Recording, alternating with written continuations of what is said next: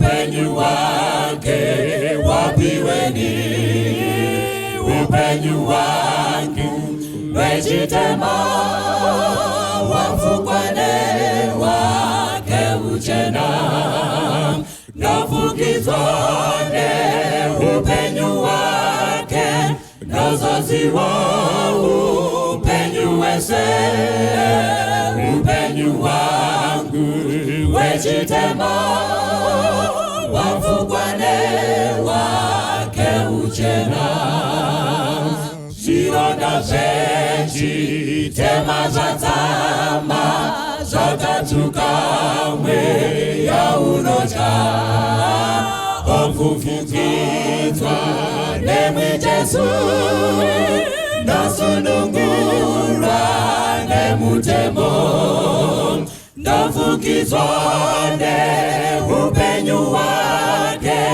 nozoziwa upenyu wese, upenyu wangu wejitema, wafukwane wake uchena, dora kuziwa rusununguro, Jesu andipa nguojena, naikashira yangu narasa, ndinopeka upenyu wenyu, nafukizwane upenyu wake, nozoziwa upenyu wese, upenyu wangu wejitema, wafukwane wake uchena, notonerwane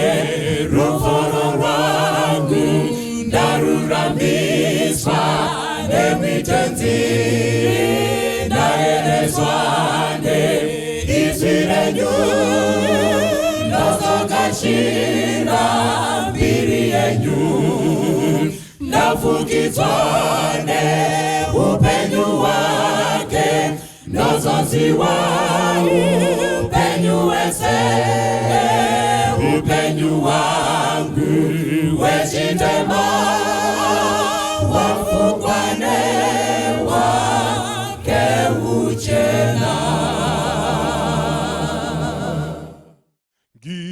Giyafuna lowo mlilo, wabangwele basendulo, wabakondise zulwini, benesibi tengo sini, upikosi lowo moya, opamulu Abrahama, owatambi supaule, mazuzama kare zulu, amandabe Elia, asapela ini nakya, akazimli sumosisi, ujone wapegezela, kosikungu yaendula, pidutele umsawako, asizipelise tuwe telu moya wako mwele, kosikungu yaendula, pidutele umsawako,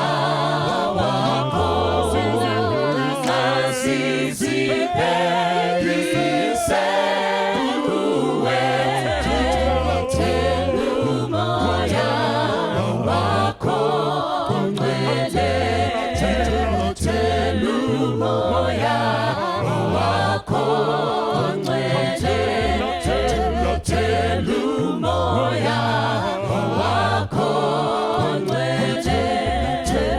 telu moya wako mwele. Uzimbu unoyera unoti tungamira uripesto makristu wateweriwa Jesu waneti wanovara zimunoda izawatiwa zambiuya nditewere kumusha unyesu zesenguwa unona kubatsira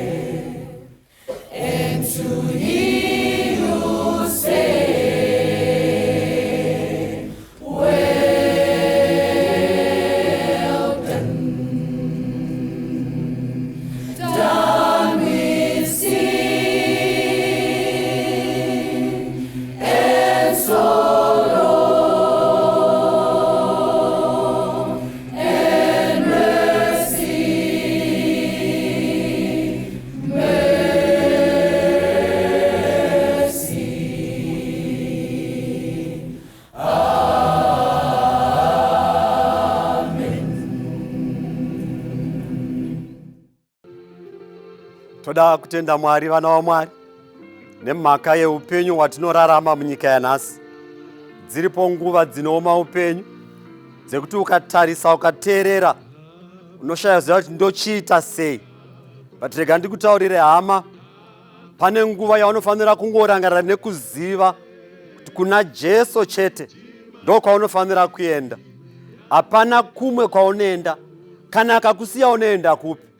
Muimbe kwedu anotobvunza, zvino mukandisiya ndoenda kupi? Because ndakatodawira ndikatotenda kuti ndimi Jesu makandifira, hakuna mumwe.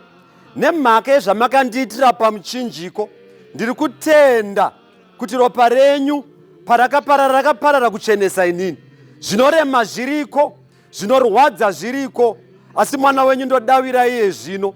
Ndodawira nekutenda kuti kana ndikataura munondinzwa muchindipa simba renyu. Zvidiso zvangu zvese zvazadzwa pane ino nguva. Anoenderera mberi muimbi achitaura pfungwa iyi kuti ndinoramba ndichitenda nekudawira nekubvuma kuti Jesu makandifira. Handina doubt, handikahadziki, mari handina, hutano handina, zvandiri kutsvaka mupenyu hazvisi kuita, asi Jesu muneni. Anopfuurira mberi otaura kuti muvambi werudaviro rwangu, ndotarisa kwamuri. Ndinoziva Mwari kuti ndikanga ndakatarisa kwamuri ndinogashira chipo chenyu, ndoponeswa nacho. Saka naizvozvo, ndisina mari, ndisina upenyu, ndisina hutano, zvinhu zvisiri kufamba, ndodawira kuti Jesu wakandifira. Ndoramba ndichingouya ndichitarisa nekutenda kuti ropa rake rakaparara kuchenesa inini. Mubvunzo wangu unoti, ndiani waunotarisa nhasi? Ndiani waunodawira nhasi? Uri kutenda kuti kudii? Asi Jesu akakufira.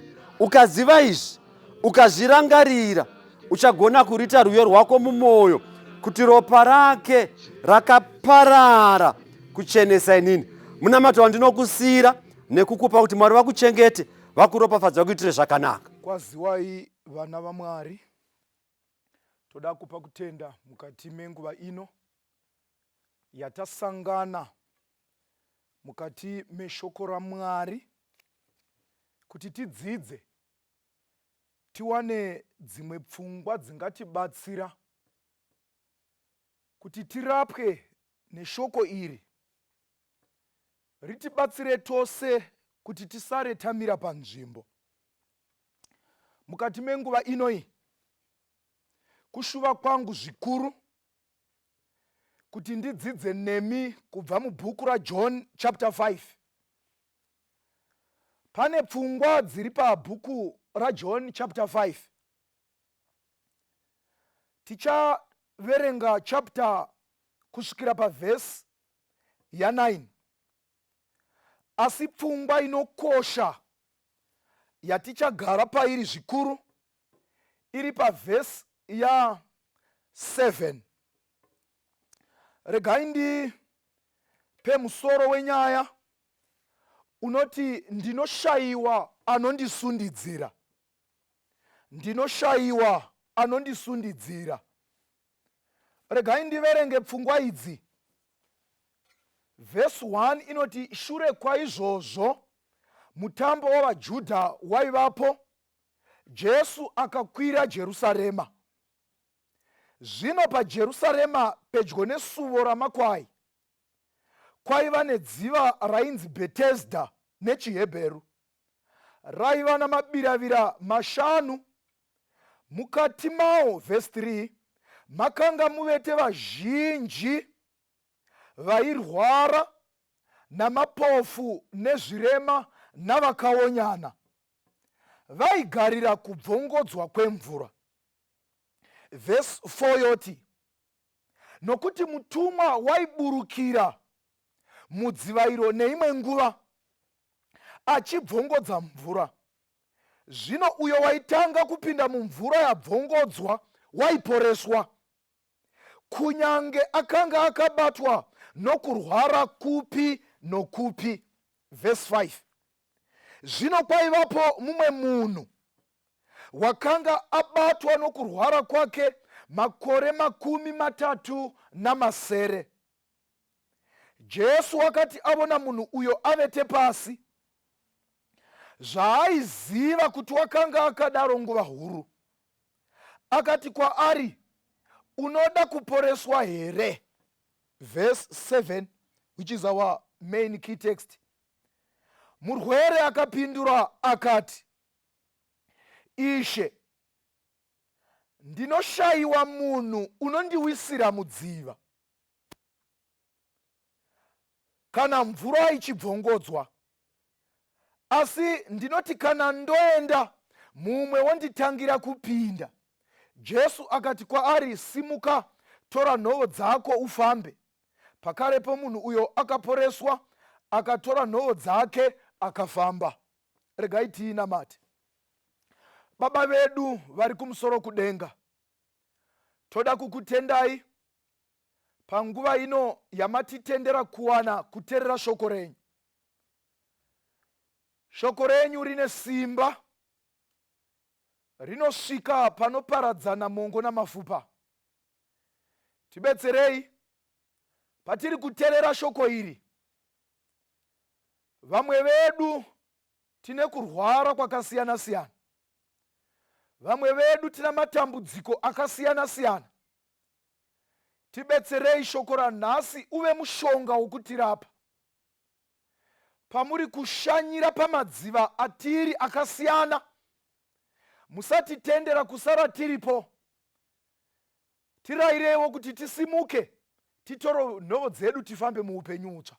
Tanamata muzita raJesu, amen. Toda kutenda. Bhuku yedu iri kutiudza kuti shure kwa izvozvo pakanga paine mutambo wavaJudha waivapo paJerusarema. Munyori uri kubudisa pfungwa yokuti panapa Jesu haana kuinda padziva reBhetesda pamazuva mamwe aiva ordinary, but wakazviita une Jesu kurega mutambo wePaseka uitike kuJerusarema, agoshanyira dziva reBhetesda panguva imwe chete apo guta rakanga rakazara navaJudha, guta rakanga rizere navaFarisi, guta rakanga rizere namascribes navanyori, guta rakanga rizere navakuru vaiziva mutemo. Jesu ndo paari kuinda paguta padziva reBhetesda. Achinda padziva reBhetesda, Jesu uri kusangana navazhinji vakanga vavete padziva. Munyori unoti, ukaverenga Bible commentary ichitaura pamusoro pezuva iri, inoti nzira dzakanga dzizere, all roads were leading to Jerusalem. Nemhaka yekuti waiva mutambo wePaseka waiitiwa kamwe chete pagore. Saka nzira dzose dzakanga dzakananga kuJerusarema kuti vandosangana naMwari. Jesu wava kuinda padziva, uri kusangana nemurume wakanga ane 38 years. 38 years akagara padziva reBhetesda aine kurwara kwake. Pane pfungwa inokosha ipapapo. 38 years dzakanga dzagara murume uyu paBhetesda. Bhuku rinobudisa pfungwa inondinakidza inoti Jesu waizviziva. Ukaverenga vhesi inoti zvaaiziva kuti murume uyu wakanga akadaro kwenguva zhinji. Jesu unoita une haana situation yaakanga asingazivi pavanhu vakanga vari paBethesda.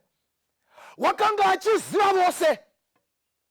Munyori webhuku rinonzi Desire of Ages papeji 206 unoti pavanhu vakanga vari paBethesda apa,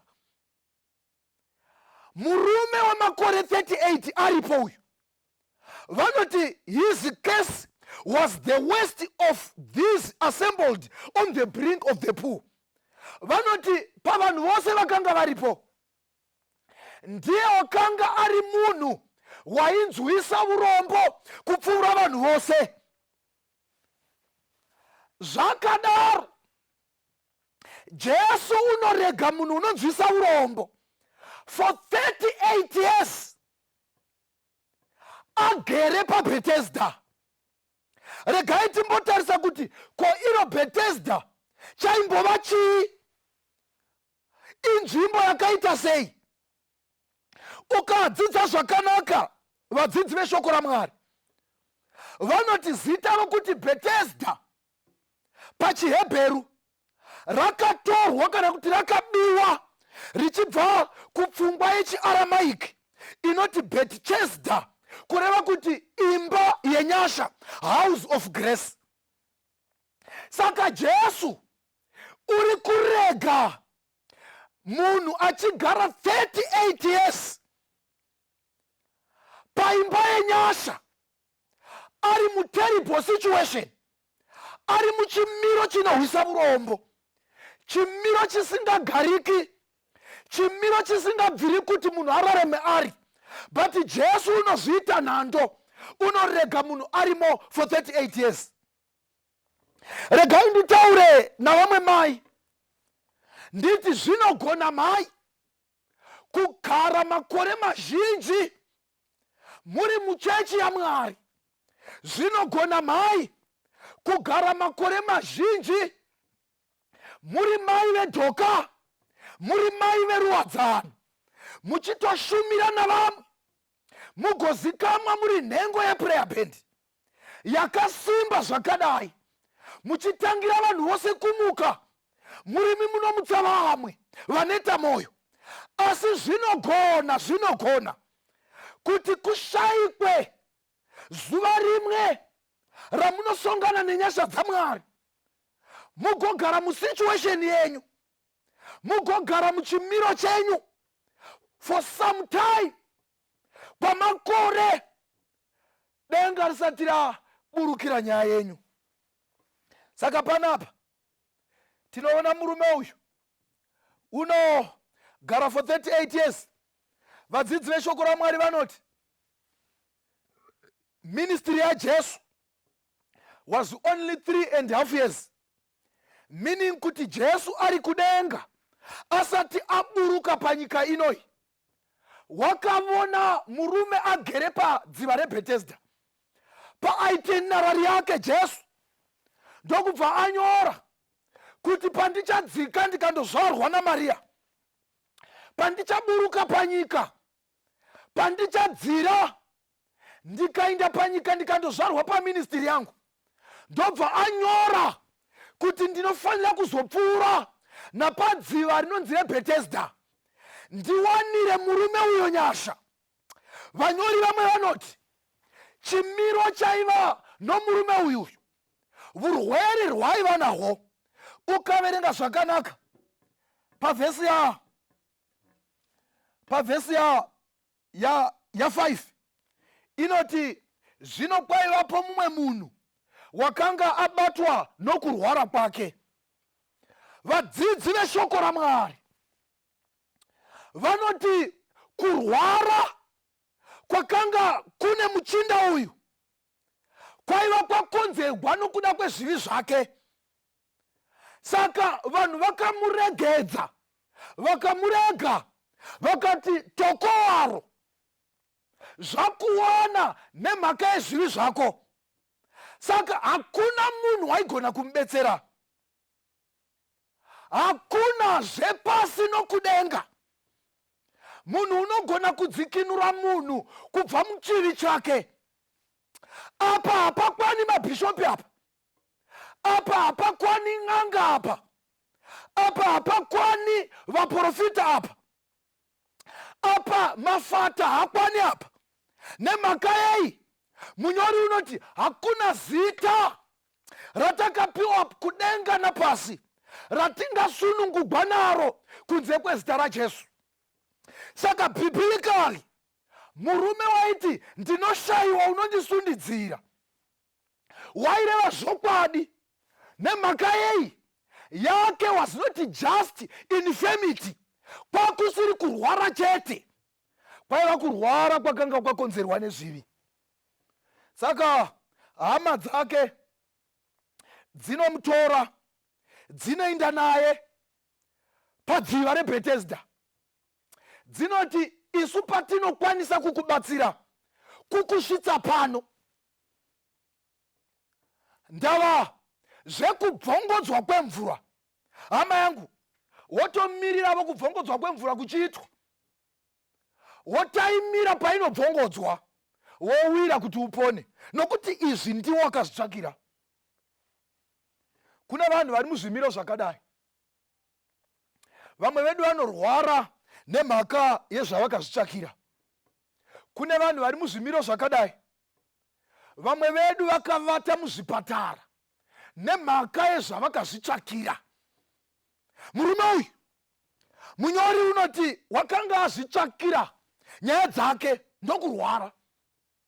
Ukaverenga Desire of Ages inoti kwakanga kuri kurohwa neshamu naMwari. Saka kesi yake hakuna waigona kuita intercede kuti agone kumubvisa munyaya yake. Tine zvimiro zvatiri. Dzimwe nguva zvakauya nemhaka yekusaiteerera shoko raMwari. Tine zvimiro zvatiri.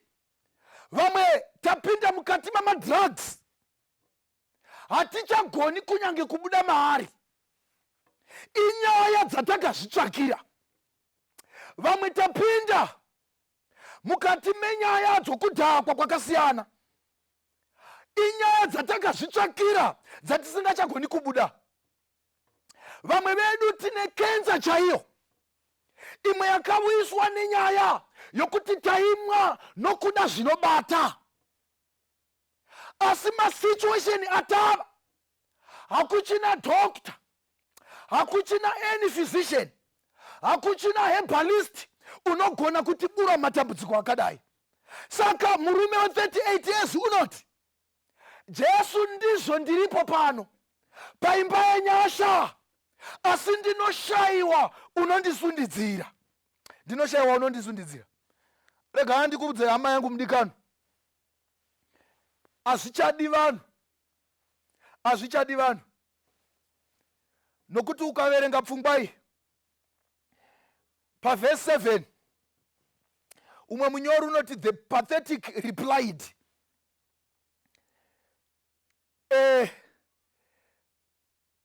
I am here, I have no man. Munyori umwe unendira mberi unoti this lays a story of physical misery, desertion by friends, and of the repeated revival of hope, followed each time by bitter disappointment. At this time, in the narrative, his hope was still centered on the miraculous pool. Zvikanzi kutarira kwake kana kuti tariro yake yakanga yakangosimwa chete pakubvongodzwa kwemvura. Asi munyori woti pavanhu vakanga varipo, his case was the worst of these assembled on the brink of the pool. Vonai kuoma kwenyaya yomuchinda. His hope was centered on miraculous pool, but his case was the worst of the assembled. Zvikanzi tariro yake yaiva pamvura inofanira kubvongodzwa, but nyaya yake yokurwara kwake was the worst. Reve kuti hapana kuporeswa kwaaigona kuwana kunze kwokuti Jesu apindira nomwe mutovo. Nyaya yako yakatonzi haichabviri. Makaenda kuchipatara maimi, mukanzi kenza yenyu yapa stage 4. Makaenda kuchipatara baba imi, mukarwara kusvikira madischargiwa, mukanzi kuhama dzenyu aiwa vatorei vainde, mungonomirira mazuva muri kumba. Makaenda kuchipatara mai, mukatonzi BP renyu iri rava ramakore muchirarama namapiritsi. Makaenda kuchipatara mai, baba mukanzi shuga yenyu iyi hamuchagoni kuti tiibvise, chomoita kugara nokurarama muchiimaneja. Tariro yenyu ndokubva yadzima.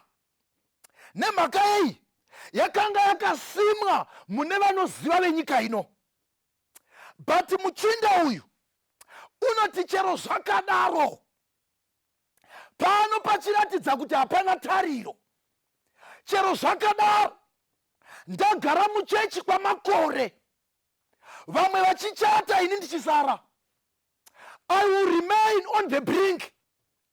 Tariro yemuchinda uyu inoti hazvina basa, ndagara musangano ndiri rovha. Vamwe vari kuwana mabasa zuva rimwe nerimwe. My caste is the worst of all. Asi unoti I will remain on the brink.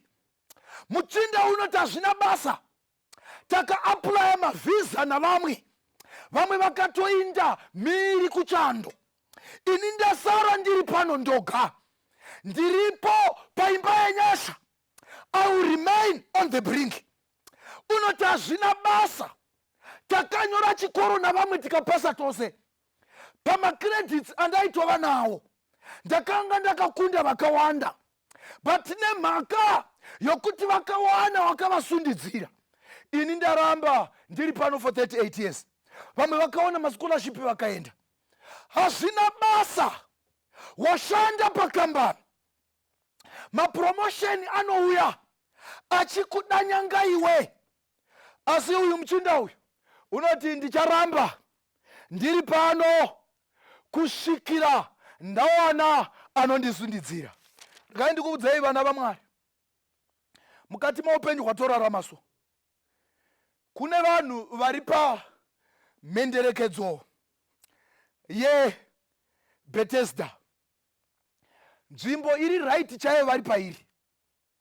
But nyaya yomuchinda uyu unoti handitsvaki unondisesedza zvakanaka, handitsvaki unofamba neni in my comfort, handitsvaki unondiisa pawheelchair kuti ndipinde zvakanaka. Uri kuti chero ndikawana dzenga rimwe rinoita zvokundisundidzira chero nehasha, chandinoda kuwira kekutanga kuti ndiwane nyasha dzaMwari. Saka ukadzidza panzi paJerusarema pacho ipapapo pakanga pane suo rainzi ramakwai. Suo ramakwai yaiva nzvimbo yaitengesegwa makwai for sacrifices purposes. Saka ndoda kuti tingovona zvishoma chimiro chakanga chiri paBethesda. Ipapo patiri kuti imba yenyasha, vaitengesa vemisika vaiuya kuzotengesa makwai, vachiziva kuti vanhu vaJudha vanouya vanofanira kupinda nechibayiro. Saka yakanga iri nzvimbo yaiva nenoisi, chekutanga. Chechipiri, yakanga iri nzvimbo yaiva netsvina. Chechitatu, yakanga iri nzvimbo yakanga ine congestion, vanhu vakanga vakatsikirirana, zvipfuwo zvanga zvakatsikirirana. Saka munyori unoti ipapo pasuo ramakwai ndipo pakanga pane dziva reBhetesda. Regai ndikuudzei pfungwa inokosha. Imomo musangano mune ruzha, imomo musangano muna madivisions ekusaiwirirana. Imomo muchachi mune zvivi netsvina yose. Imomo musangano makasangana macharacters ose, vamwe vanokufarira nevamwe vakakumaka. Bhuku iri kuti ndo makanga mune dziva reBhetesda. Saka tiri kudzidzei? Tiri kudzidza pfungwa inoti usabudiswa pakutenda nomunhu, usabviswa musangano nomunhu nechikonzero chipi zvacho. Remain on the brink.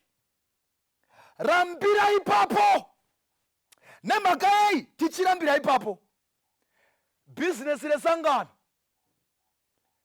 kuuyisa varume navakadzi, vakomana navasikana kuti vagone kuwira mumvura kana yabvongodzwa, vagosiya zvivi. Umwe noumwe une kurwara kwake. Saka usabudiswa muchipatara noumwe murwere.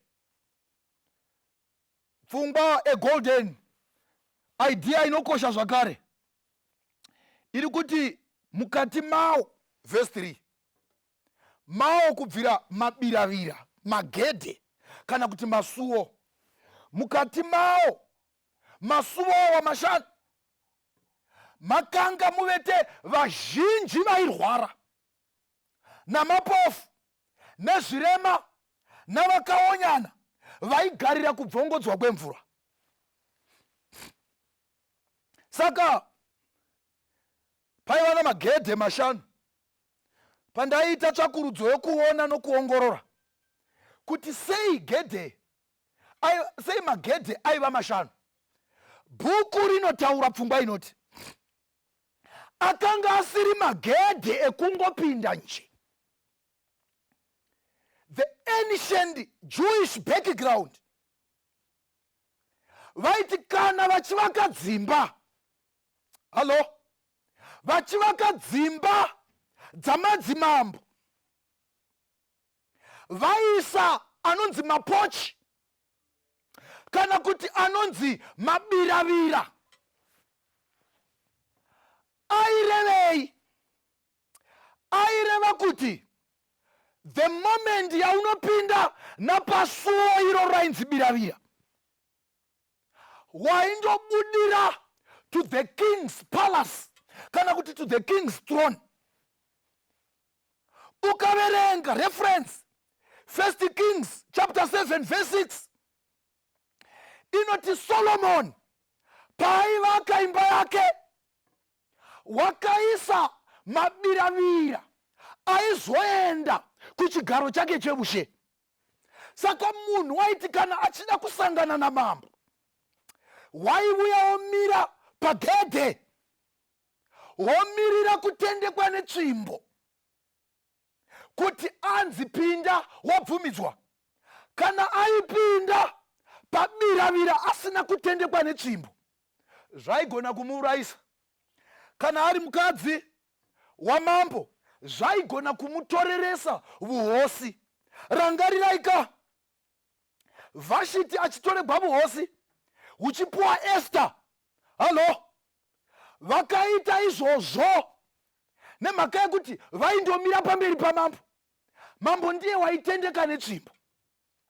Saka pfungwa yatiri kunokora panapa, ukadzidza pana Matthew chapter 26 verse 71, paiva negedhe rainanga pamuchinda waitonga wainzi Caiphas.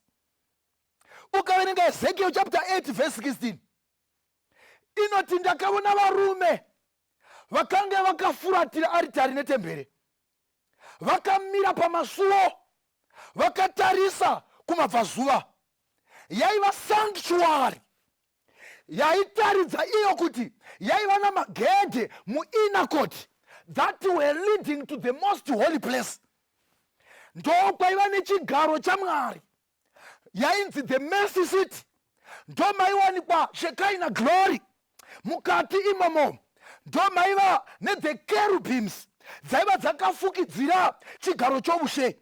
Ndomaipwititika rusenzi ruchiinda kudenga kuratidza kuti minyengetero yavatsvene inohwikwa. Ndomaipinda muprista mukuru achireverera mhaka dzavanhu. Saka Bethesda rakanga rakakomberedzwa namabiravira mashanu. Kureva kuti when it comes to the duty yokureverera zvivi zvavanhu, zvinotsvaka kuti vanhu vapinde napamagedhe. Magedhe awa anga achindosangana naMichael, Jehovah Shalom, our peace. Magedhe iwayawo aiti kana apinda muBethesda, vanhu vaisangana nethe presence of God. Mwari akazvideredza akauya kuzobvongodza mvura kusvika palevhu yokutenda kwavanhu. Saka panapa murume uyu uri kusangana naJesu achipinda nerimwe gedhe raakanga avete. Zvaaiziva hake ndopfungwa inondinakidza. Mai, nyaya yenyu Mwari unoiziva. Mwari haatogwi nesurprise nezvinhu. Mwari haapuwi latest kuti hai pane nyaya ndawa yaitika kuplanet Earth. Zvinhu zvose zvakanyogwa. Zvaaiziva hake. Vatete, nyaya yenyu inozikamwa. Kuti makura zvakadii muri muchechi musati mawanikwa. Nyaya yenyu inozikamwa. 38 years. Vazhinji vari kuteerera shoko rinei. Vamwe vaduku pakurwara kwomuchinda uyu. 38 years. Vanotaura vanoti life begins at 40. But murume uyu wakanga ane 38 years kurwara kwake, kwete makore ake iye kurwara kwake 38 years. Handizivi tikabatanidza makore ekurwara kwake neake ekuberekwa, handizivi kuti urwere uhu hwakanga hwamusvitsa papi. Saka munyori unoti 38 years inoratidza kuti murume uyu agere paBethesda. Inoratidza kuti murume uyu wakanga ane mwoyo murefu. Patience. Mwe munyori unoti it was the test of patience. Kwaiva kuedza kana kuti kwaiva kuyerwa kwekutendeka nemwoyo wake murefu. Umwe munyori waindirira mberi woti patience pays. Kumirira kunobhadhara. Kune vanhu vakabva panzvimbo dzokumira vakanyengetera minyengetero. Mwari akagadzira mahamba emhinduro dzavo. Pavakazouya panyika nemhinduro, wanei hai Samantha wakanga anamatira muchato wakatotizira mukumbo, vakauya nemhinduro. Wanei hai mukomana uya wakanga anamatira basa rakanaka, wakatoinda ike zvino wakarega zvokunamata. Mwari oti kudenga uko kune mhinduro zhinji dzevanhu vakanamata zuro, vamwe vakanamata kare, vamwe makore apfuura, but vakakonewa kumira panzvimbo dzavo nekutendeka. Saka kudenga kune storeroom yeminyengetero yemapackages akanga asungwa aifanira kuti vanhu vabuye vaponeswe kana kuti minyengetero yavo ihwikwe. Saka kudenga kune mapackages ariko evanhu vasina kugona kumira panzvimbo dzavo. Handizivi kuda uri umwe woumwe wakanyengetera munamato ndokubva wabva panzvimbo. Rambira padziva. Imwe pfungwa inokosha. Bhuku inoti padziva reBethesda. Tererai apa. Padziva reBethesda paimba yenyasha. Zvondishamisa kuti sei paimba yenyasha pachiwanikwa vanhu vari muzvimiro zvakasiyana. Panonzi padziva reBethesda pakanga posangana vanhu vakaipa zvikuru, evil men. Munyori webhuku ronzi of Ages, why they were evil men who took advantage of the disadvantaged. Paiva navarume vakanga vakaipa chose, vaitora mukana wevakaremara, vaitora mikana yevanorwara, vaitora mikana with the disabled, the deaf, the dumb, the crippled, and all the disadvantaged, kuti vaite mari navo. Ndo nyika yatiri kurarama. Nyika yatiri kurarama iyi kune vanhu vari kutora mukana of the disadvantaged, evil men and wicked men who do not have heart, varume vasina moyo. Kuna varume vakadaro vanotora mikana wevanhu vapinda padambudziko kuti vaite mari navo. Ndaishamisika ini kuti mota imwe chete inogona kubhadharwa nomunhu kuinda nomunhu kuchipatara $3 kana akandokundikana akafa. Iyoyo mota imwe chete yambobhadharwa $3 nomurwere, nemhaka yekuti vavapa disadvantage. Murwere umwe chete unogona kuda mombe mbiri kudzoka kumba. They take advantage of the disadvantaged. Kuna vanhu vari kuchengeta vanotambura kwete nemhaka yekuti vane moyo wokunzwira, but they are taking advantage of the disadvantaged. Cheap labor yaanovona. Kuna vanhu vari kuchengeta nherera dzokwavo kwete kuti mweya wokunzwira, but vari kutora mukana wevanhu vanovashandira mahara. Iye vana vake achiindisa kuzvikoro. Saka munhu uri musituation yakadaro, uri kuti ndiripo paimba yenyasha, ndizvo musi wakafa baba vangu vanhu vakandirwirana, vakati uyu ndini ndienda naye, ende pavaishara vaitoshara vakakura kuda kutora mukana, nokuti vadiki waiona kuti pachine basa rokuvakudza. They took advantage yokuti havana zvavachagona kuita, havachina choice. Saka padziva iri pakanga pava panzvimbo yokutengesera, pakanga pava pamarketplace sezvakaita pambare, pakanga pazara matsotsi, robbers, pakanga pazara mbavha, pakanga pazara zvifeve, commercial sex workers, pakanga pazara vaichinja mari, money changers. Panzvimbo imwe chete pakanga pazara vemishikashika, mahwindi akanga aripo. Panzvimbo imwe chete pakanga pazara vaprofita venhema vaimirira kunyepera, vairwara. Panzvimbo imwe chete madzimai emisika aiwadza zuva rimwe nerimwe.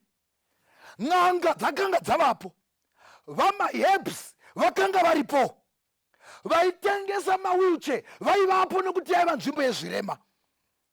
Vesocial work vaiuya kuzoita mainvestigations avo ipapo. Madonors vaiuya, vairidza vamabhendi vaiuya vachiridza, vaibika sadza vaivapo nemhaka yekuti paigariwa ipapo. Saka munyori unonzi Ellen White unoti pakapedzisira pava nama structures and planned structures akanga akatenderera dziva reBethesda. Pakanga pava nedzimba dzakasiyana-siyana, masharets, dzimba dzakasiyana-siyana dzakavakwa,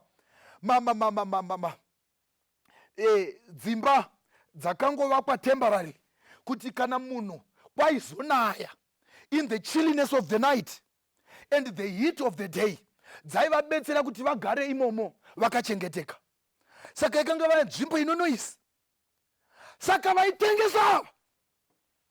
Kana vaiona munhu unogara for 38 years, kwavari yaiva a permanent client. Saka vanga vasingadi kuponeswa kwomunhu. Vasingadi kuponeswa kwomunhu. Regai titaure pfungwa inoti tigopedzisa. Paakaponeswa muchinda uyu, ukaverenga kunonzi vaJudha vakamuona akasenga tsapata nechimubhedha chake chirupasa. Ndobva vati ndiani wakuporesa nhasi zuva reSabata? Sei iwe uchifamba nezuva reSabata? Sei wasimudza nhovo nezuva reSabata? Munyori webhuku commentary unoti of the first 7 recorded Sabbath miracles, this was the first recorded. Pane mamwe 7 akaitwa naJesu, iri ndiro rokutanga iri. Saka munyori unoti vaJudha pavakaona muchinda uyu vakamutsamwira, vakamuudza kuti izvi zvaurayisa izvi zvenyaya yekuti waporeswa havana kufara nazvo. Kune vanhu who is in the church but not pabusiness yokuponeswa kwavanhu. Ivo basa ravo kudzikatira vanoponeswa. Saka varume ava, the scribes and the Pharisees, vavakabata bhuku rainzi Mishnah pachiGreek, rakanga rakalistiwa the 39 list of unlawful works, mabasa airambidzwa kuitwa nezuva reSabata. Munyori unoti of the 39 listed list, unoti iyo kusimudza tsapata was the last listed. Katiti the last listed tikurati pane zvairambidzwa kuitwa navaJudha. Iyi yakanga iri yeimwe yenyaya iri panhamba 39. Kureva kuti dzimwe dzaitokosha dzaiva kumusoro, dzokuti munhu waisafanira kubika neSabata, munhu waisafanira kuinda mumunda neSabata, munhu waisafanira kusenga mitoro mikuru neSabata, munhu waisafanira kupinda mumunda kutanahura neSabata. Iyi yekusengwa kwemanyatera was the last listed. VaJudha vanotsamwa. Gai ndidzokere papfungwa inoti ndinoshayiwa unondisundidzira, toda kunamata. Jesu unomubvunza a rhetoric question. Ama yangu, unoda here kuponeswa? Jesu unovhunza mubvunzo nhando. Sei akavhunza mubvunzo Jesu zvaaiziva kuti unoda kuponeswa? Iko koga kugara, amen, kugara pamhenderekedzo zvaireva kuti unoda kuponeswa. Kune vanhu vari muchechi who are after people who want to be saved. Ndakambosiona ini pane imwe chechi, munhu auya akapfeka miniskirt, akapenda nzara dzake, ane necklace yake nama-earring ake, nemhaka yekuti ivo havatendi izvozvo. Munhu wauya pamusangano weeffort, varume navakadzi vane simba vakamubata vachimukwevera panze. Tererai vanhu vaMwari, ichocho chaita kuti ambogona kutombouya kuzoteerera shoko raMwari mweya wamutuma. Kuna vanhu vakadaro muchechi who are after people vanoda kuponeswa. Saka muchinda uyu unoti ndinoshayiwa unondisundidzira. Handizivi kumba kwenyu, kudzinza rokwenyu, variko vakasiyiwa navakainda. vari kuti hai handine inokuiswa kuzvikoro zvinodhura. That ordinary school, the cheapest in the local, ndo yandongoda kuwana unondibhadharira. Handizivi kudzinza rokwenyu. Kune vakasara vanotambudzika, vamwe vacho vanorwara zvinotsvaka mari shomanene. Uri kuti ndinoshayiwa unondiindisa kutheater. Handizivi hama yangu, washayiwa here mari shomanene yaungaitira vonyasha muzukuru mwana wezvanzi yako. Washayiwa mari yeregistration, uri kungoti ndoshayiwa unondisundidzira. Vamwe vakaona mascholarship vakaenda, vamwe vakaona chokuti nechokuti. Uri kuti kana ini ndaiwana mukana wekusundidzibwa ndaigona kupinda ini. Kana ndaiwana mukana wekuwana unondisundidzira ndaigona kupinda. Mwari ngavatiitire nyasha, Mwari ngavatibetsere. Ngatitarise patakamira, ngatitarise kurudyi nokuruboshwe. Hakuna here hama dzokwedu ukaverenga imwe bhuku yoti kana munhu asingachengetiwo kwake, zvikuru weimba yake warasha kutenda. Da kunamata mukati mamangwanani ano, variko kwenyu hakuna dzinza risina zvaro. Munyoro uri kuti ndoshayiwa unondisundidzira. Regai ndikuudzei, kana Jesu ouya haaiti zvokusundidzira. Ukaverenga mapisarema 1:18 verse 13 inoti kundisundidzira wakandisundidzira hako, asi Jehovha wakamira neni. Regai ndikuudzei, kusundidzira variko vanotosundidzira zvokuti munhu afe. Asi kwatiri kuda panapa, tiri kuda kusundidzira kwokuti munhu awire munyasha. Toda kunamata panguva ino Mwari vatiitire zvakanaka. Tindorangarira hama dzokwedu tigone kudzisundidzira. Tirangarira hama dzokwedu, unongoda capital shomanene yokuti atange bhizinisi.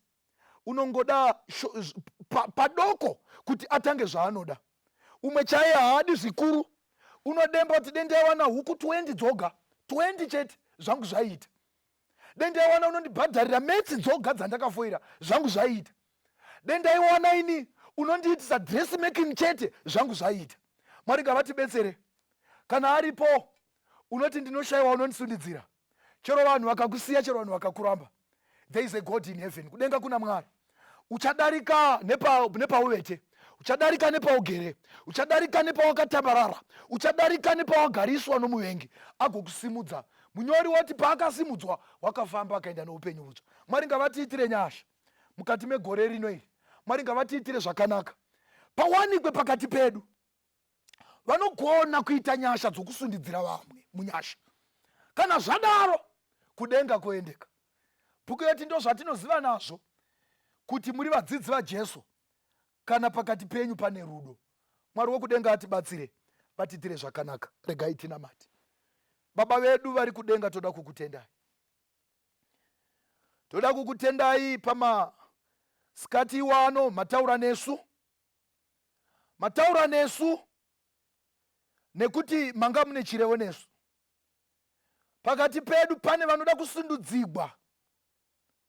Pakati pedu pane vakamira vachitsvaka vokusundidzira. Hatingafanani, ndo zvamakareva zuva riya. Mukati varombo mucharamba munavo nguva dzose. Hatingafanani, asi makatisa mumaklasi, mukatisa mudzimuri, mukatisa munharaunda, kuti tione neziso romweya panoda ruoko gwedu kuti vhangeri renyu igenda mberi. Tibetserei, mutiitire zvakanaka. Tibetserei, mutipe mweya wokugona kutiwira, kugona kumirira kupindura kwenyu, sezvakaita muranda padziva achimirira kuonekwa kwenyu. Tatenda hedu kuti matinzwa matirapa, mataura nesu. Kana zvose zvaitwa, rangarirai kunyora mazita edu mubhuku roupenyu. Tanamata muzita raJesu. Jesu murendo reri pasi ndiri murombo mweya garaine nimponesi kana achinzwa shiri dzimwe dzichiputsika adziitire mutsa ngeli anondinzwawo anonditungamira nekundiregerera ngandiitwe mutsvene garaine nimponesi ngandifane naJesu mukurarama kwangu ndizorore kunemwi panzvimbo inyerere ndibarwe patsvaini nerudo rwake Jesu ngandiwe nerutendo garaine nimponesi ndibarwe patsvaini nerudo rwake Jesu ngandiwe nerutendo garaine nimponesi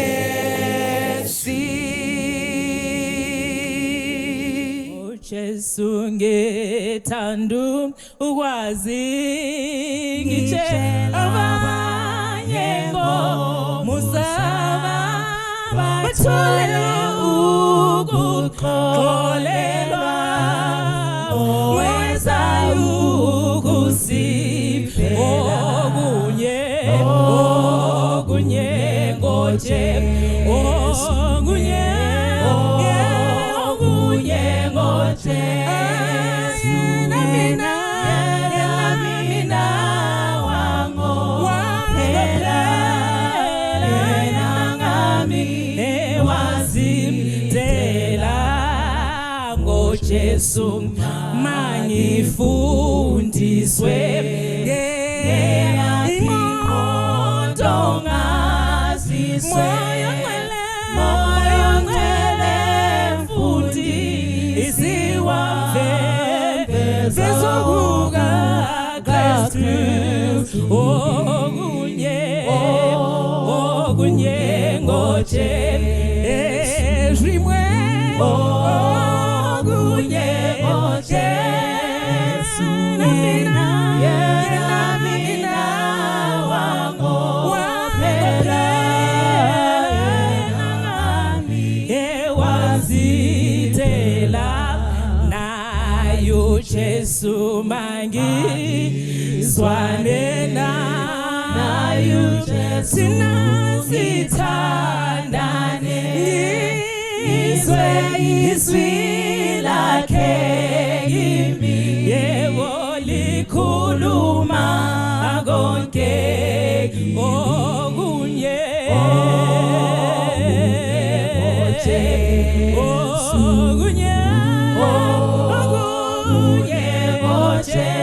Yesu mina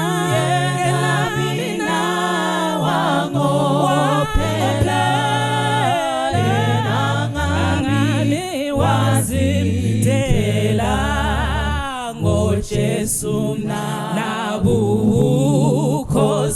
ngize mina ngihlabelo mkhosi ngibuza ngingathulinga yaliundlulo eshimwe okunye ngoje okunye ngoje Yesu mina wango waphela nangami wazimdela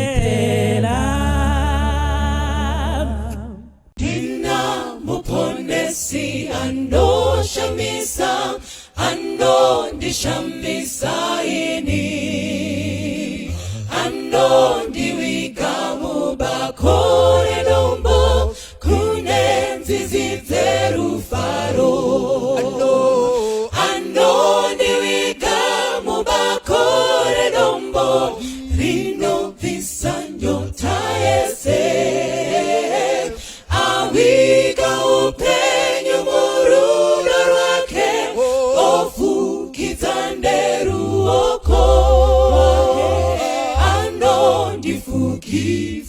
ini.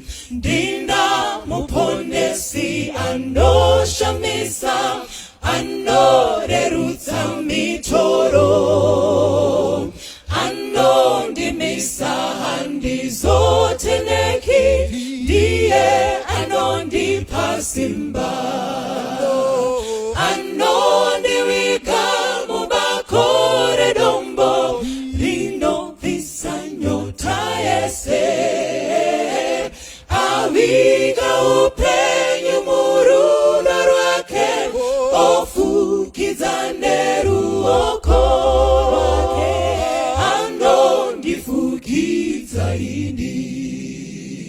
Nguva dzese anondikomborera, ndozadzwa nembiri yake. Mbiri kuna Mwari ndomuimbira, ndiye mununuri wangu. Anondiwika mubakore dombo, rinobvisa nyota yese, awiga upenyu murudo rwake, ofukidza neruoko rwake, anondifukidza ini. Kuti ndapfeka mbiri ndozokwira, tokumba naye makore, ruponeso rudo runoshamisa, toimba tese kudenga.